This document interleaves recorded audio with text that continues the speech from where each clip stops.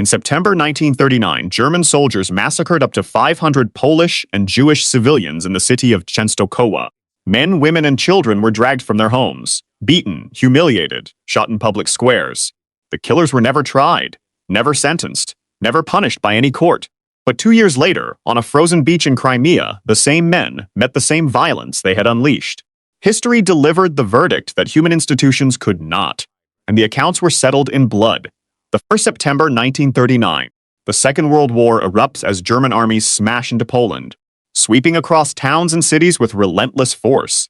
In the chaos of these first days, fear, suspicion, and rumors of partisans trigger rapid and violent reprisals. The city of Częstochowa, then part of the Second Polish Republic, falls to the Nazis without resistance on the 3rd of September. Yet the calm lasts only hours. By the following afternoon, bursts of gunfire echo through the streets, carried by confusion and fear, with no one able to tell where the shots come from. German troops instantly accuse the city's Polish and Jewish inhabitants of attacking them. What begins as confusion turns into terror. Soldiers storm homes, drag families from their beds, force thousands into public squares, beating, threatening, humiliating them.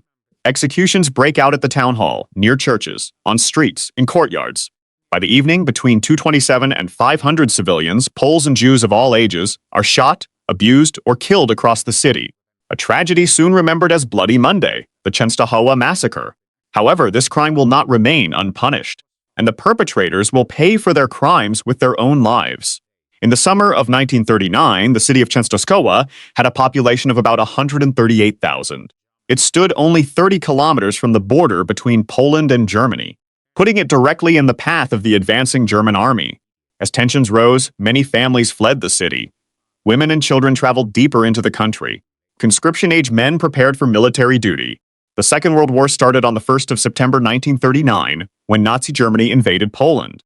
Due to the unfavorable course of the border battle, the Polish 7th Infantry Division withdrew from the city on the 2nd of September. Thousands of residents followed the retreating troops, leaving Częstochowa largely deserted by the time German forces approached. German commanders expected resistance from the city's working-class population, whom they associated with communist organization. The 42nd Regiment of the 46th Infantry Division was therefore ordered to establish strong authority immediately after entering Częstochowa. Yet, when German units marched into the city at dawn on the 3rd of September, they encountered no opposition. Reports describe the inhabitants as calm. For almost an entire day, the city stayed quiet. But on the 4th of September, that calm finally shattered.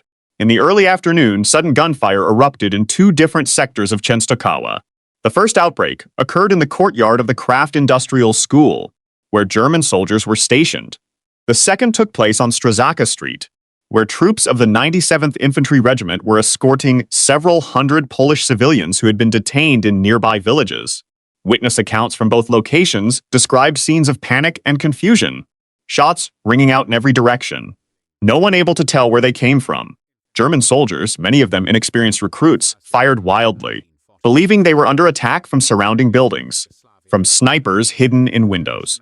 The result was catastrophic. 8 German soldiers were killed, 14 wounded, most likely by friendly fire.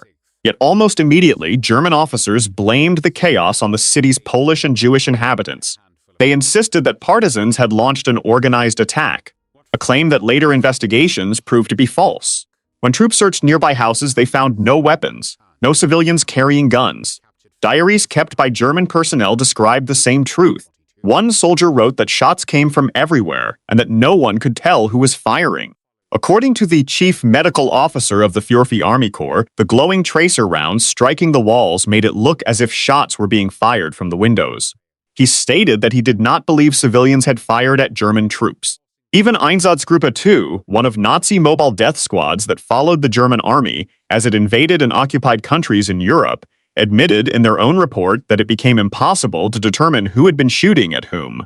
Despite this, German commanders reacted with the assumption of betrayal. Retaliation followed instantly. German soldiers stormed into homes throughout the city. They dragged civilians into the streets, beating and threatening them, forcing them to march toward 3 assembly points: Magistrate Square, the New Market, the square in front of the cathedral. Thousands of terrified residents were ordered to lie face down on the ground for hours, or stand motionless with their hands raised. Anyone who moved risked being shot. Men were separated from women and children. searched. Possession of a razor blade or penknife was enough to justify execution on the spot. Soon the killings began. At Magistrate Square, civilians were lined up and shot at point-blank range. More executions took place in the inner courtyard of the town hall. Many victims were shot in the back of the head beside an anti-aircraft trench dug behind the Municipal Technical Building.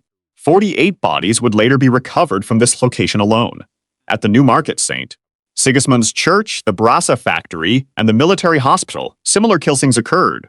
Witnesses remembered scenes of cruelty, especially at the New Market, where German soldiers forced Jewish civilians to jump over the trench while beating them and laughing. Einsatzgruppe 2 joined the violence. Its members claimed to have shot 2 partisans on the 4th of September and executed others the next day. Describing them as snipers or assassins, no evidence supported these accusations. As the operation expanded, nearly 10,000 civilians were rounded up at Magistrate Square. Women and children were eventually released. Most men were taken away under guard. The Zawadzi prison became overcrowded in a matter of hours. Detainees were then forced into St. Sigismund's church. When that building filled into the cathedral, German soldiers repeatedly entered both churches, firing warning shots over the heads of the prisoners, threatening to execute everyone. Some victims were shot inside the cathedral. The conditions quickly deteriorated. Prisoners were not allowed to leave, even to relieve themselves. This left the churches desecrated. Survivors later described the night as one of terror and suffocation. German military reports initially claimed that 99 people had been executed. This figure was false. In early 1940, German authorities ordered exhumations across Częstochowa. Investigators uncovered 227 bodies, 194 men, 25 women, 8 children. Among the victims, 205 were Polish and 22 were Jewish. 121 were identified by name. Later examinations concluded that the true death toll was higher, with estimates ranging from about 300 to as many as 500 civilians killed on that day. Repression continued in the days that followed. On the 5th of September 1939, 7 Polish men were executed near the airfield. The city's German commander imposed a strict curfew from 6 p.m. to 7 a.m. Anyone found outside during these hours risked immediate execution. On September, German soldiers discovered remnants of Polish uniforms and 2 razors in a monastery building once used by Polish cavalry. They arrested 2 monks, the elderly father of 1, 3 neighbors, 2 laborers. All were taken to German army barracks, then executed in a forest outside the city. On the 10th of September, a large cleansing operation swept through Częstochowa. Hundreds of Polish and Jewish men were arrested, beaten, held in degrading conditions. Nearly 700 civilians were transported to prisoner camps inside Germany, where many suffered further abuse. After the killings, the men of the 46th Infantry Division did not remain in Częstochowa. They continued their march through the war, fighting first in France in 1940, later in the invasion of Yugoslavia in 1941. When Germany turned east that summer, the division advanced with the German army into the Soviet Union, pushing through Ukraine, into Crimea. By early November 1941, the same soldiers who had carried out the shootings in Częstochowa took part in the German capture of the Black Sea port city of Feodosia. It was there that the same violence they had unleashed in Poland would meet them again. Then, on the 29th of December 1941, Soviet Marine troops and regular infantry landed on the beaches of Feodosia. They retook the city the next day. The retreating German commanders left behind about 160 wounded soldiers from the 46th and 170th Infantry Divisions. They lay in military hospitals, many of them too injured to be moved, tended only by a handful of German and Russian doctors and nurses. What followed was one of the most brutal acts of revenge recorded on the Eastern Front. According to witnesses, including Russian medical personnel, Soviet troops entered the hospitals drunk. They shot doctors and nurses first, then they turned on the wounded. Some soldiers were thrown from windows onto rocks below. Others were dragged outside into the winter cold, mutilated, doused with water until their bodies froze solid. Many were beaten to death where they lay. When German forces recaptured Feodosia on the 18th of January 1942, they discovered the evidence of the killings in the snow and sand around the hospitals. German medical officers reported finding bodies stacked beneath thin layers of sand, many still wearing splints and plaster casts. Other corpses lay frozen on the beach, their limbs shattered or broken. In a nearby cemetery, more than 100 bodies were found piled inside a ruined building, many of them showing signs of severe mutilation. Only 12 wounded Germans survived the massacre, escaping death only because they managed to hide for days while the others were hunted down and killed.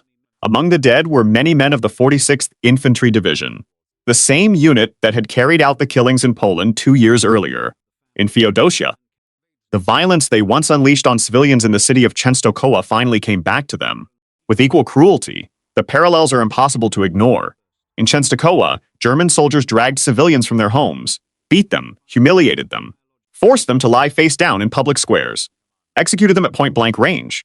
In Feodosia, Soviet soldiers dragged wounded Germans from their hospital beds, beat them, mutilated them, threw them from windows, left them to freeze on the beach.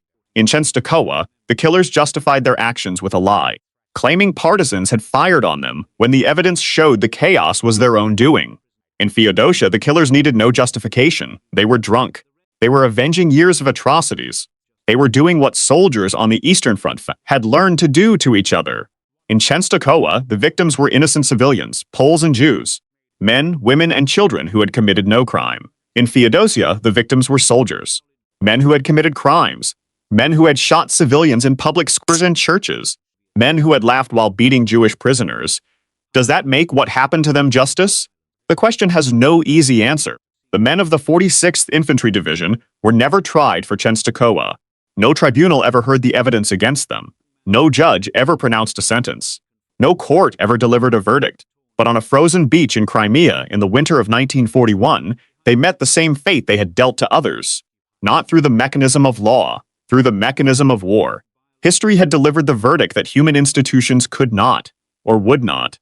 The accounts were settled, but not in a way that anyone would call satisfying. The massacre at Częstochowa killed up to 500 civilians. The retribution at Feodosia killed approximately 160 soldiers. The arithmetic is uneven. The justice is incomplete. The victims of one atrocity were avenged by the perpetrators of another. This is not a story of good triumphing over evil. It is a story of violence returning to its source. A story of what happens when the rules of war collapse and the only law that remains is the law of revenge. The 46th Infantry Division left its mark on Poland in blood, and in Crimea the bill came due the Second World War ended on the 8th May 1945. The 46th Infantry Division surrendered to Allied forces. Its surviving members were processed, demobilized, and sent home. Many of the men who had participated in the Częstochowa massacre never faced any formal legal consequences for what they had done. Some had already died in Feodosia, others had died elsewhere, on the Eastern Front, in prisoner of war camps, in the chaotic final months of the war. Those who survived blended back into civilian life. They became shopkeepers, factory workers, pensioners. The war receded into memory. The massacres became footnotes in history books that few people ever read. Częstochowa rebuilt. The city healed as cities do, slowly, imperfectly. The dead were buried in marked and unmarked graves. Memorials were erected. Ceremonies were held. The names of the victims were recorded where they could be. But the scale of the loss can never be fully captured. 227 bodies were exhumed and documented. The true number may have been twice that. The identities of many victims remain unknown. Their families scattered or destroyed by the war that followed. The massacre of the 4th of September 1939 was only the beginning of what Poland would endure. 6 more years of occupation, the Holocaust, the destruction of Warsaw, millions dead. Bloody Monday became a single entry in a catalog of horrors too vast to fully comprehend. And Feodosia? The city was recaptured by German forces in January 1942. It was retaken again by the Soviets in 1944. It changed hands, it rebuilt, it forgot. The bodies on the beach were buried. The hospitals were repaired. The war moved on to other cities, other battles, other dead. The massacre of the wounded Germans was investigated by German military authorities. Reports were filed, photographs were taken, testimony was collected, but the investigation led nowhere. The perpetrators were Soviet soldiers fighting on their own soil. They would never be extradited, never be tried, never be punished. The file was closed. The evidence was archived. The dead were counted and then forgotten. But the question remains, was it justice? The men of the 46th Infantry Division had murdered civilians in cold blood. They had acted on a lie. They had killed the innocent and claimed they were partisans. They had never been held accountable by any court. When Soviet troops entered the hospitals at Feodosia, they did not know the history of the 46th Division. They did not know about Częstochowa.